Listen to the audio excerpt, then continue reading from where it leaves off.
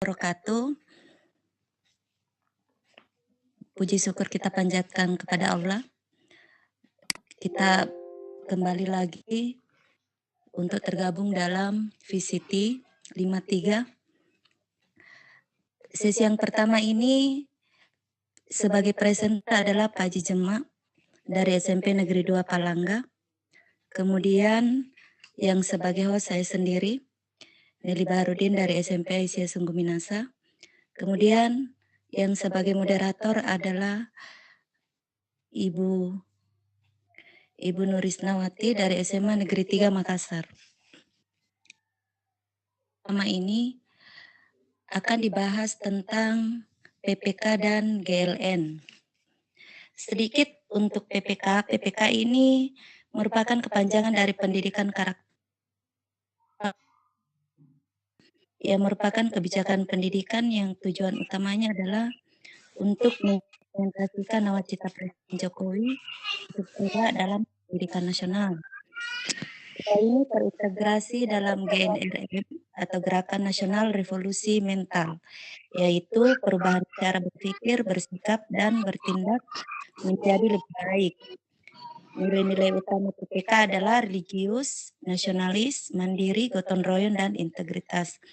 Kalau untuk GLN sendiri, GLN itu adalah Gerakan Literasi Nasional sebagai bagian dari implementasi pada Peraturan Menteri Pendidikan dan Kebudayaan Nomor 23 Tahun 2015 tentang penumbuhan budi pekerti.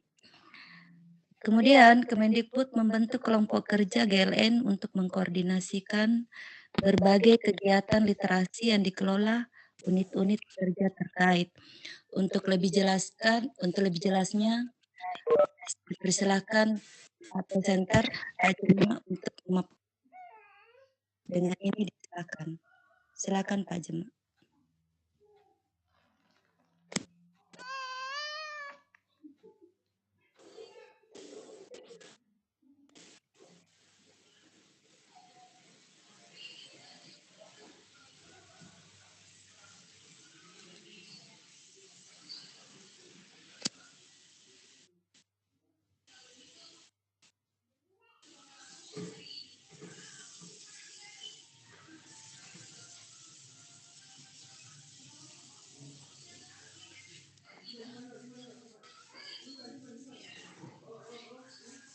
Silakan Pak Jema.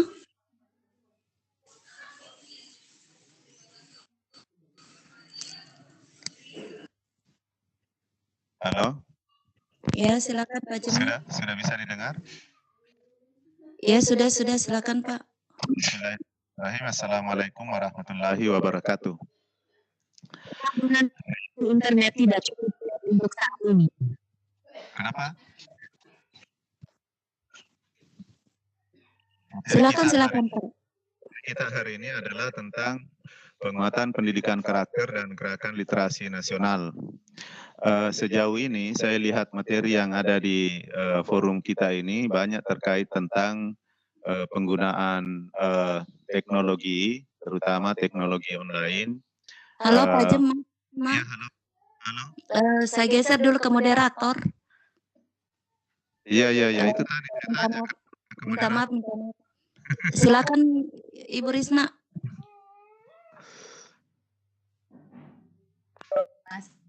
Bu Nelly, jadi pada hari ini sesi pertama yang akan menjadi presenter itu adalah Bapak Jema SPD MPD. Beliau adalah guru SMP Negeri 2 Palangga. Beliau ada bahasa Inggris dan merupakan ketua MGMP Bahasa Inggris Center 2 Kabupaten Goa. Jadi pun materi yang akan dibawakan presenter pada kesempatan kali ini itu adalah tentang penguatan pendidikan karakter dan gerakan literasi nasional. Jadi saya kira pada Bapak dan Ibu guru yang sementara ada di room ini, materi ini sangat penting buat kita karena merupakan tuntutan bagi guru dalam melakukan integrasi pendidikan karakter dalam pembelajaran. Jadi untuk mempersingkat waktu, mari kita simak sama-sama presentasi dari Bapak Jema tentang materi PPK dan GLN. Jadi pada Bapak Jema saya Silahkan dengan hormat. Terima kasih Ibu Nur Risnawati, moderator. Baik, bismillahirrahmanirrahim. Assalamualaikum warahmatullahi wabarakatuh.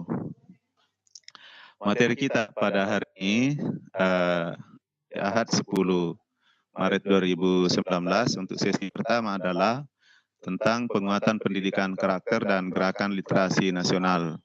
Materi ini mungkin berbeda dengan apa yang selama ini disampaikan teman, karena dalam forum ini saya lihat banyak diangkat tentang penggunaan media-media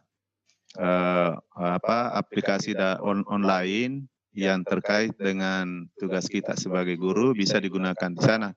Namun materi ini tidak seperti itu, tapi materi yang dari materi lain. Penguatan pendidikan karakter dan gerakan literasi nasional. Tujuan dari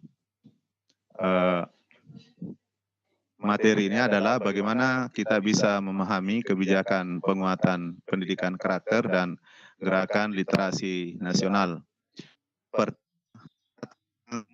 Penguatan pendidikan karakter. Apa sih pentingnya, apa urgensinya, kenapa pendidikan karakter ini perlu diperkuat? Beberapa argumen. Yang pertama adalah bahwa pembangunan sumber daya manusia itu merupakan fondasi pembangunan bangsa. Kemudian yang kedua, saat ini kita sementara menghadapi kondisi degradasi akhlak, moral, dan budi pekerti. Tentu ini sangat kita maklumi bersama dan bahkan menjadi pemandangan kita sehari-hari yang kita bisa lihat di media televisi, media surat kabar, bahkan di media-media sosial, berbagai macam berita, postingan yang menyangkut tentang seperti ini, yakni kondisi degradasi akhlak, moral, dan budi pekerti. Sehingga di argumen kuat untuk dilakukan program penguatan pendidikan karakter. Yang ketiga adalah untuk menghadapi dinamika dan tantangan era global. Tidak bisa dipungkiri saat ini kita tidak lagi berada dalam satu wilayah Nusantara saja, tetapi kita sudah masuk dalam era global yang ditandai dengan berkembang pesatnya sistem dan teknologi informasi, sehingga mau tidak mau kita merupakan bagian dari warga masyarakat dunia, sehingga kita perlu karakter yang kuat menghadapi tantangan di masyarakat global tersebut. Kemudian yang berikutnya, argumen berikutnya adalah bahwa program Generasi Emas 2045 itu diharapkan generasi kita mampu memiliki daya saing dan berjiwa Pancasila. Ada 5 nilai karakter utama yang harus dilakukan penguatan terhadapnya. 5 karakter ini, itu yang pertama adalah religiositas, kemudian yang adalah nasionalisme, yang ketiga adalah kemandirian, dan yang kelima adalah integritas. 5 nilai utama karakter ini biasanya disingkat dengan istilah Renam Goti. Renam Goti, re religiositas, na nasionalisme, mandiri, gotong royong, dan I adalah integritas. Supaya mengingat Renam Goti. 5 nilai utama karakter ini tentu memiliki indikator-indikator tersendiri. Tapi perlu dipahami bahwa indikator ini tidak semuanya semuanya bisa beririsan. Misalnya di sana ada beriman dan bertakwa untuk religiositas, menjalankan segala perintahnya, disiplin. Disiplin itu kan bisa masuk juga kemandirian, ada bersih, peduli lingkungan, memanfaatkan lingkungan dengan bijak, toleransi, saling menghormati, cinta damai, dan peduli sosial. Demikian pula nilai karakter nasionalisme, indikatornya misalnya cinta tanah air, semangat kebangsaan, menghargai kebinekaan, demokratis, rela berkorban, taat hukum, terusnya. Kemandirian ditandai dengan karakter kerja keras, kreatif dan inovatif, disiplin, tangguh, rasa ingin tahu, dan gemar membaca atau pembelajar sepanjang hayat. Sementara gotong royong itu meliputi karakter kerjasama, solidaritas, kekeluargaan, bersahabat, dan berorientasi pada kemaslahatan bersama. Adapun integritas, ya seperti kita pahami, seperti kejujuran, memiliki keteladanan, tanggung jawab, bahkan sekarang dikembangkan lagi menjadi anti korupsi, komitmen moral, cinta pada kebenaran. Itu 5 nilai utama karakter. Saya ulang, kelimanya itu bisa disingkat dengan RE6 GOTI, religiositas, nasionalisme, kemandirian, gotong royong, dan integritas. Perlu dipahami ini bagi kita rekan-rekan guru, karena ini akan kita integrasikan dalam proses pembelajaran kita, mulai dari perencanaan, proses pembelajaran, bahkan sampai penilaian. Yang kedua, tentang gerakan literasi nasional. Apa itu literasi? Literasi itu adalah kemampuan menggunakan berbagai keterampilan dalam kehidupan. Jadi, literasi itu merupakan kata kuncinya adalah kemampuan. Jadi, ada kemampuan, lalu ada kata keterampilan. Terampil dalam menjalani kehidupan. Nah, apa-apa saja yang harus dimiliki itu sebagai kemampuan dasar. Ya, biasa disebut dengan literasi dasar. Di sini diidentifikasi ada 6, meskipun sebenarnya literasi itu banyak, akan berkembang nanti, sebentar akan kita lihat. Nah, yang pokok itu yang 6 saat ini adalah pertama literasi baca tulis, yang kedua adalah literasi numerasi, yang ketiga adalah literasi sains, yang keempat literasi digital, yang kelima literasi finansial, dan yang keenam adalah literasi budaya dan kewarganegaraan. Saya lanjut untuk kita melihat bagaimana strategi implementasi pendidikan penguatan karakter ini, penguatan pendidikan karakter. Yang pertama adalah berbasis kelas. Nah, inilah pentingnya di sini kita sebagai guru. Wilayah kita ada di sini, yakni berbasis kelas. Di situ ada saya tandai merah bahwa kegiatan penguatan itu harus terintegrasi dalam mata pelajaran. Nah, tentu kita sebagai guru mata pelajaran, bagaimana mengintegrasikan pendidikan karakter ini dalam mata pelajaran kita. Kemudian yang kedua ada PPK berbasis budaya sekolah, dan yang ketiga adalah PPK berbasis masyarakat. Polanya itu yang pertama adalah kita harus melakukan kegiatan pembelajaran, yang kedua pembiasaan, kemudian dilatih untuk konsisten, tahap berikutnya adalah menjadi kebiasaan, dan terakhir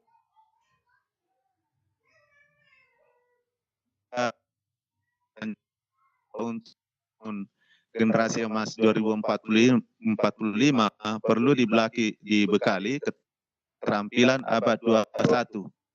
Yang mana itu keterampilan abad 21 kemarin saya ada istilah 4C. Nah, untuk menghadapi keterampilan abad 21 itu setiap siswa dibutuhkan memiliki yang pertama kualitas karakter, yang kedua literasi dasar, dan yang ketiga adalah kompetensi abad 21 yang dimaksud. Kalau kualitas karakter tadi sudah disebutkan, kemudian literasi dasar ada 6 juga sudah disebutkan, kemudian kompetensi itu yang 4C tadi. Jadi di sini adalah berpikir kritis, kreativitas, komunikasi, dan kolaborasi. Inilah 3 hal yang akan dipersiapkan kepada peserta didik kita supaya dia bisa menjadi generasi emas pada tahun 2045. Bagaimana bisa menjadi literate pada abad ke-21? Nah, pengembangannya Pak di dasar tadi. Mungkin saya bisa bacakan di sini. Yang pertama tadi itu adalah literasi baca tulis. Apa yang dimaksud dengan literasi baca tulis? Yakni melek pengetahuan dan kemampuan membaca dan menulis, mencari, menelusuri, mengolah, dan memahami informasi untuk analisis, menanggapi, dan menggunakan bahasa dan sastra cendekia. Indikatornya adalah pada lingkup sekolah. Di lingkup sekolah ini ada di situ pertama skor PISA literasi membaca. Skor PISA itu adalah program for international assessment.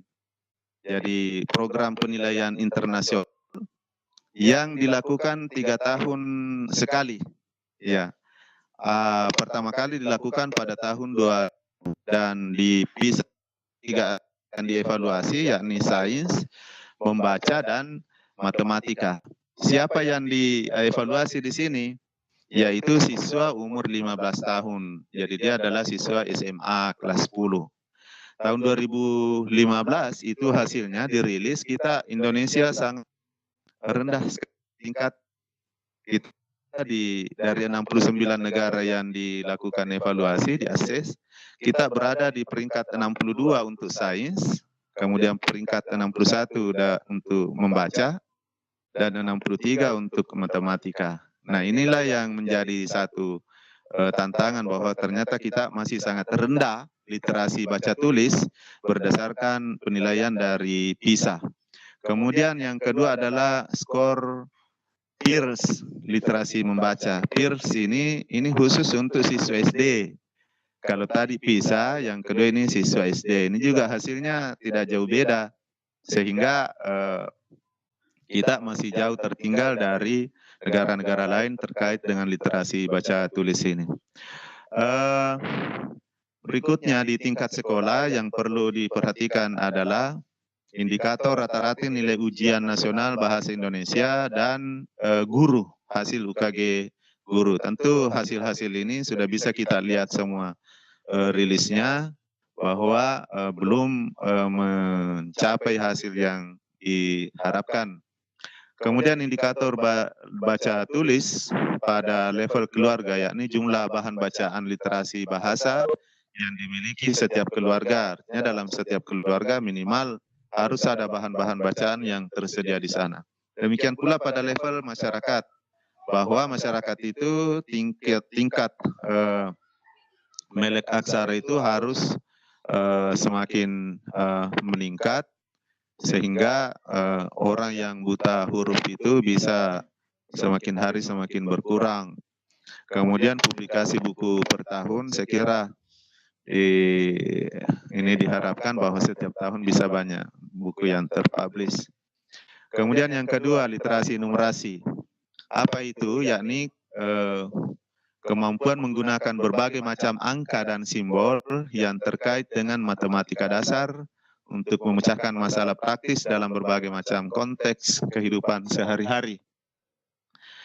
Juga bagaimana di literasi numerasi ini mampu menganalisis informasi dan mampu mengolahnya ke dalam berbagai macam bentuk presentasi numerasi seperti grafik, tabel, bagan, dan sebagainya. Demikian pula di numerasi ini, yakni kemampuan membangun interpretasi terhadap informasi angka dan simbol numerik lainnya. Siswa-siswa kita itu diharapkan punya kemampuan di bidang ini. Apa indikatornya? Di sekolah itu bahwa jumlah kegiatan pembelajaran yang berkaitan dengan numerasi seharusnya berbasis proyek, kemudian peningkatan kecakapan multiliterasi melalui numerasi, kemudian tumbuhnya pandangan dan sikap positif terhadap numerasi. Juga ada di level keluarga dan masyarakat. Berikutnya adalah literasi sains. Pengertiannya adalah kemampuan untuk menggunakan pengetahuan sains, mengidentifikasi pertanyaan, menarik kesimpulan dalam rangka memahami, serta membuat keputusan yang berkenaan dengan alam.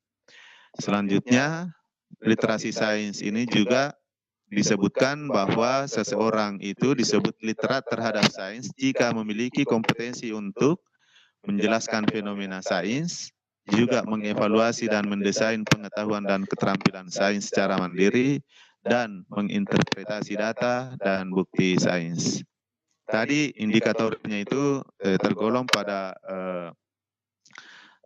hasil asesmen PISA, itu diharapkan bisa meningkat. Demikian pula rata-rata skor UKG guru dan nilai ujian nasional IPA.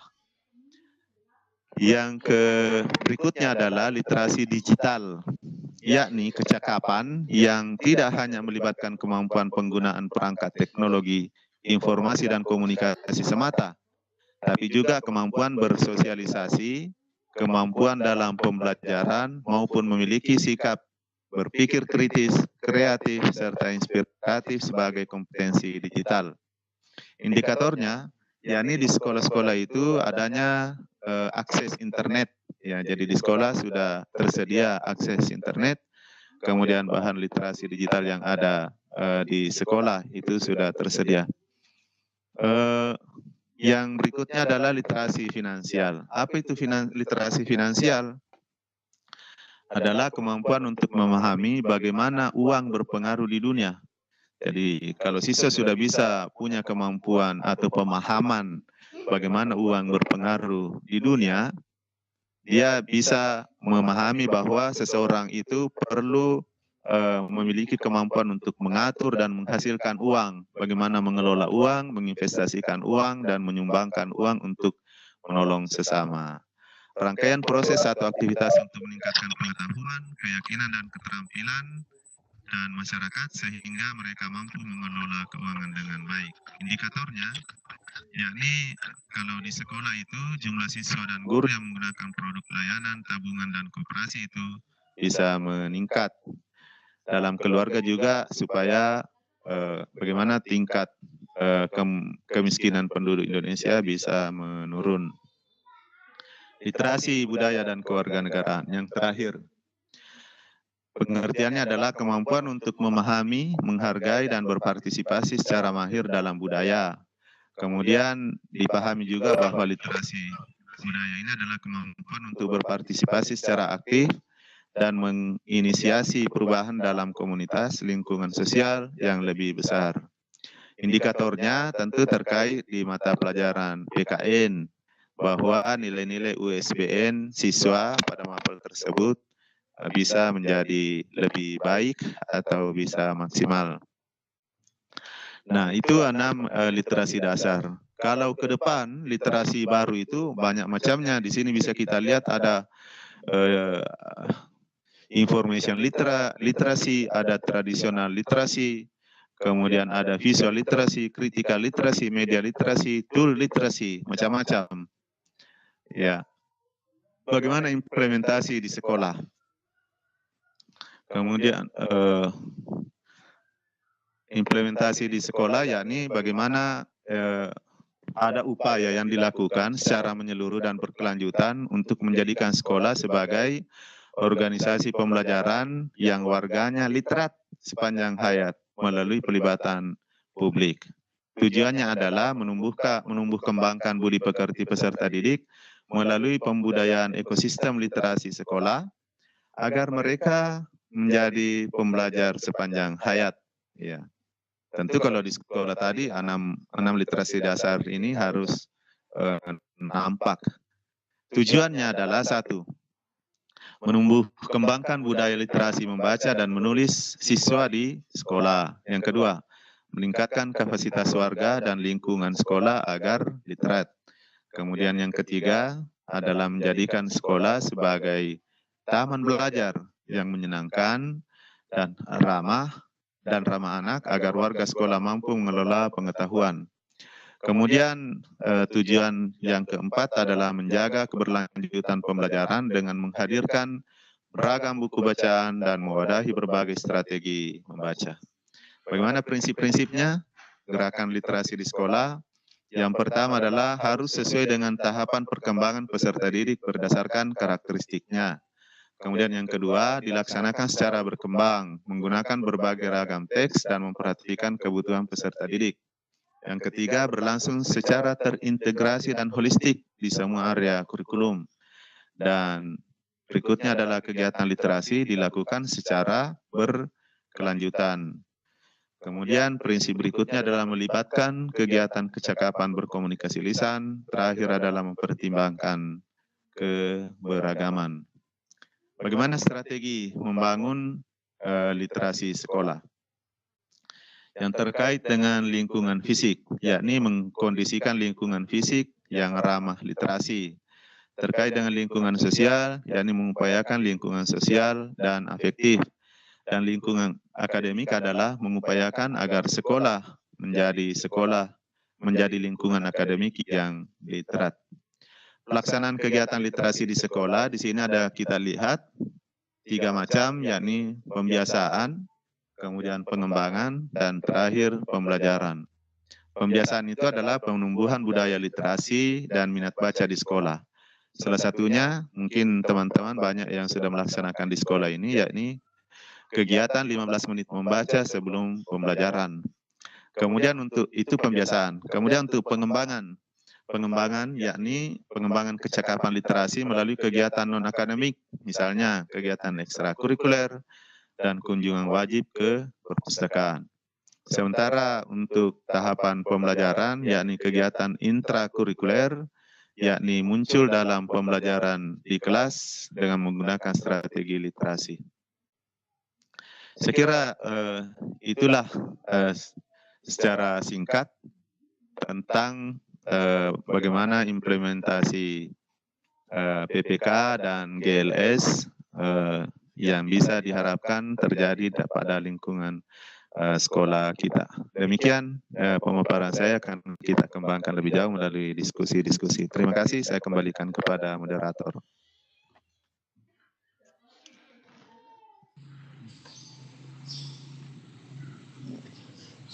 Moderator. Ya, itulah tadi pemaparan dari Bapak Jema mengenai PPK dan GLN, yaitu penguatan pendidikan karakter dan gerakan literasi nasional. Jadi sebagaimana kita ketahui bahwa gerakan literasi nasional itu sangatlah penting dalam proses pembelajaran, tentunya baik dalam pembiasaan, pengembangan pembelajaran, kalian bisa mengintegrasikannya baik dalam akademik maupun non akademik. Kepada Bapak dan Ibu guru yang ada di room, bisa kalau ada pertanyaan atau ada yang kurang jelas berdasarkan pemaparan tadi bisa ditanyakan. Bisa juga melalui ruang chat. Oke, saya persilahkan kepada Waalaikumsalam. Bapak Kamarudin ya? Iya. Ya, saya persilahkan Bapak Kamarudin untuk ada mungkin pertanyaan atau ada yang kurang jelas.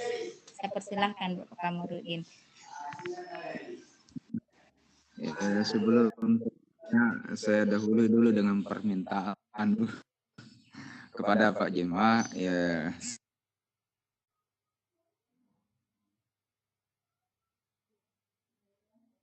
Halo. Ya, di share PPT ya. Ya, halo. Ya. Mendahului permintaan dulu, ini materinya ya, ini materinya bagus sekali nih Pak Jema. Cuma terlalu luas, jadi mungkin bisa kalau sebisa mungkin bisa dibagilah PPT-nya ini Pak. Bisa Pak ya? Iya. Terima kasih Mas. Yang kedua, terkait dengan penguatan pendidikan karakter ini, saya melihat tadi ada 5 strateginya. Yang saya ingat dulu itu adalah waktu masa Pak Anies Baswedan terakhir menjadi menteri, ada buku yang sampai di sekolah, yang dengan buku itu ya, itu juga menginspirasi saya untuk selanjutnya melakukan penelitian untuk ranah sikap dalam kurikulum 2013, bagaimana membelajarkan itu tentang strateginya. Dan itu ada 3 yang saya dapat simpulkan dulu itu. Yang pertama, diajarkan, kemudian dicontohkan dan dibiasakan, yang disingkat itu ACB, pola ACB. Itu ada buku yang masuk di sekolah-sekolah itu, kalau tidak salah judulnya itu buku adalah Menjadi Orang Tua Hebat, kalau tidak salah itu Pak ya. Iya, jadi Saya mungkin Bapak bisa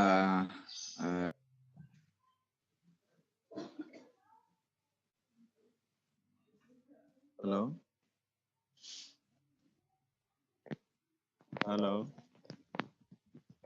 Memberikan penguatan dulu itu sekarang ini untuk pengembangan sikap terutama dalam pembelajaran di kurikulum 2013. Itu yang pertama Pak ya. Ya. Boleh Pak ya? Iya iya. Karena saya lihat itu ada banyak sekali sekarang ini. Ya, ini ada apa? Ada 5 ya. Kalau Dari Bapak bikin iya. bisa dipersingkat pertanyaannya Iya mengingat iya iya. Iya iya. Ya, kalau begitu untuk sementara itu saja dulu Bu ya. Tapi Pak Jem. Iya. Iya iya. Oke, Sebanyak ya. silahkan Bapak Jemak juga pertanyaan dari Pak Kamarudin tadi tentang PPK ya, yang menurutnya Pak waktu zamannya Pak Baswedan ada 5 strategis. Saya silahkan Bapak Jemak untuk menjawab. Baik. Terima kasih dari Pak Kamarudin. Yang pertama, permintaan agar PPT dibagi. Saya kira di forum kita ini memang setiap materi itu seyogianya dibagi. Yang download. kita akan bagi ke grup. Iya. Materi ini memang sifatnya adalah materi sosialisasi. Jadi diminta atau tidak diminta ini harus diberikan. Makanya saya menganggap penting menggunakan forum ini untuk saya sampaikan kembali. Saya katakan sampaikan kembali karena saya yakin sebagian besar di antara kita sudah memahami ini. Jadi hanya mengingatkan saja. Jadi materi ini memang sifatnya sosialisasi sehingga harus tersosialisasi. Jadi diminta atau tidak harus diberikan dan saya nanti akan kita bagikan di grup. Kemudian yang kedua, bagaimana tentang sikap ini, implementasinya dalam pembelajaran tadi disebutkan kalau di sekolah ada pola ACB yang dipakai dalam pendidikannya Pak Kamarudin, yaitu A itu diajarkan, E itu dicontohkan, B itu dibiasakan.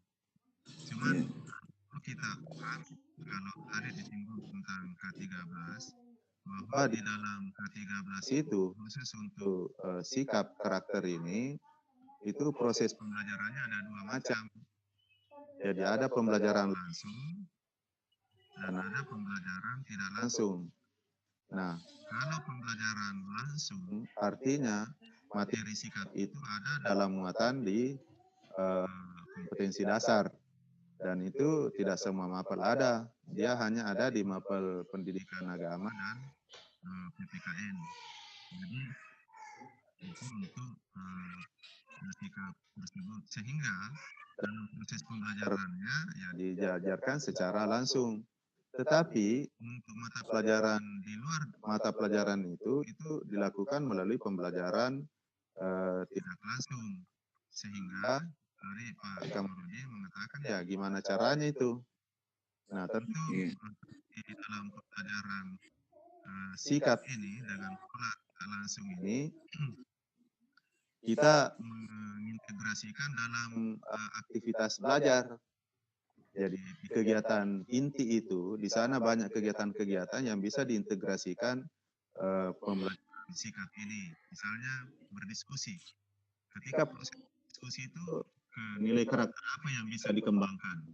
Kan di sana bisa pengembangan kerjasama, ya kan? Nah, kerjasama bisa ada kejujuran. Kalau kerjasama itu adalah karakter gotong royong. Kemudian ada kejujuran. Itu adalah pada saat menyampaikan misalnya ada disiplin ada melaksanakan tugas dengan tepat waktu. Banyak hal di apa namanya di religiositas juga ada toleransi. Itu bisa bagaimana dalam proses pembelajaran saling menghargai orang siswa di dalam. Model-model tidak langsung dilakukan dalam diintegrasikan dalam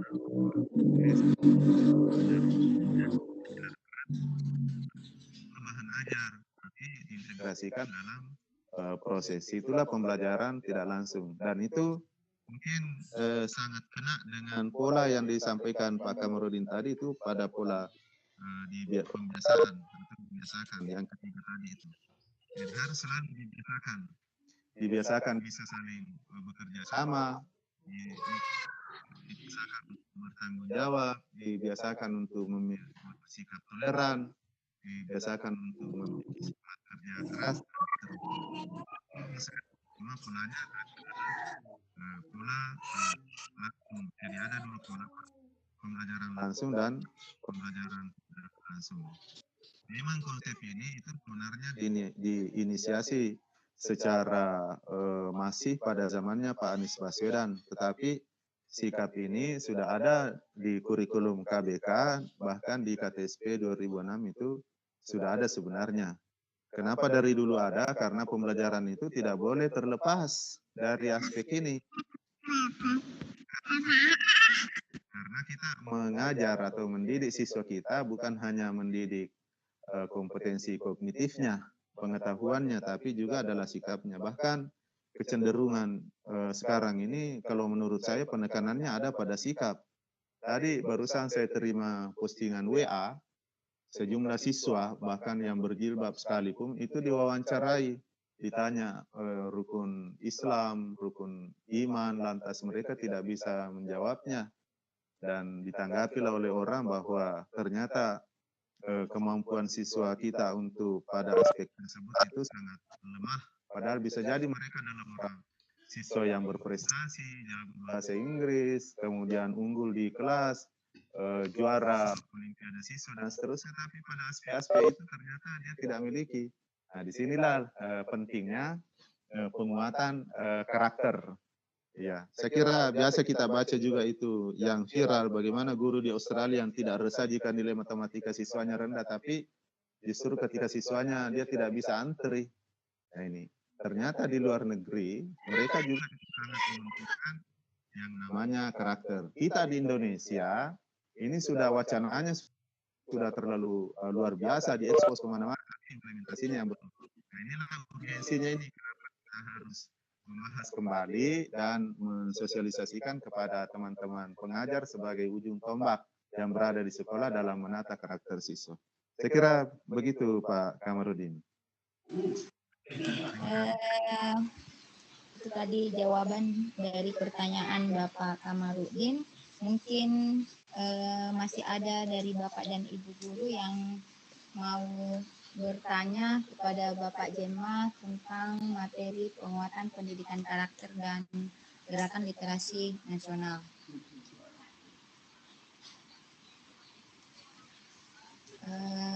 Masih ada Bapak dan Ibu guru yang mau bertanya? Halo.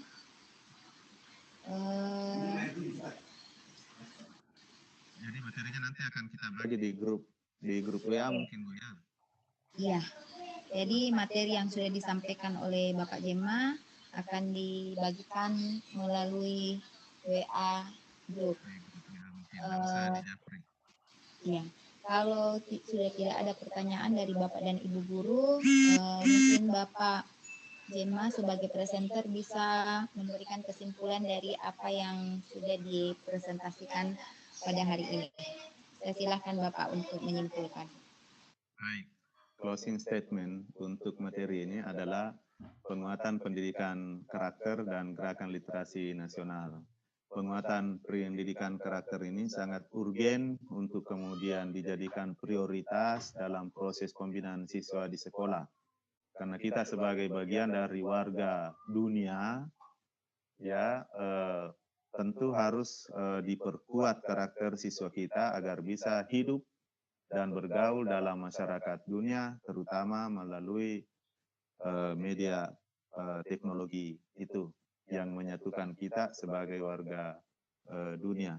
Hal yang sangat mengkhawatirkan kita karena munculnya fenomena yang sudah sangat menggejala di depan kita, tentang degradasi akhlak, moral, dan budi pekerti. Banyak kasus-kasus di sekolah yang muncul terkait hal ini. Beberapa teman-teman guru sering memposting itu keluhan-keluhannya tentang perilaku atau kondisi siswa di sekolah. Semakin masif terjadi adanya degradasi di aspek ini. Kemudian literasi tadi bahwa kita sebagai satu negara kesatuan Republik Indonesia masih sangat rendah jika dibandingkan negara-negara lain dalam hal kemampuan literasi ini, sehingga perlu dilakukan secara nasional berupa gerakan literasi nasional. Tujuannya supaya mengangkat status dan kemampuan masyarakat kita terkait dengan literasi dasar. Ini dalam rangka menciptakan generasi emas di 2045 mendatang. Saya kira demikian kesimpulan dari pemaparan materi ini. Terima kasih atas segala perhatiannya. Wabillahi taufiq wal hidayah. Wassalamualaikum warahmatullahi wabarakatuh. Terima kasih Bapak Jema SPD. Ya. Terima kasih Bapak Jema SPD MPD atas presentasinya pada sesi kali ini. Semoga apa yang telah disampaikan kita bisa bersama-sama menerapkannya dalam dunia pendidikan, utamanya gerakan literasi nasional. Saya kembalikan kepada Ibu Nelly sebagai host. Assalamualaikum warahmatullahi wabarakatuh.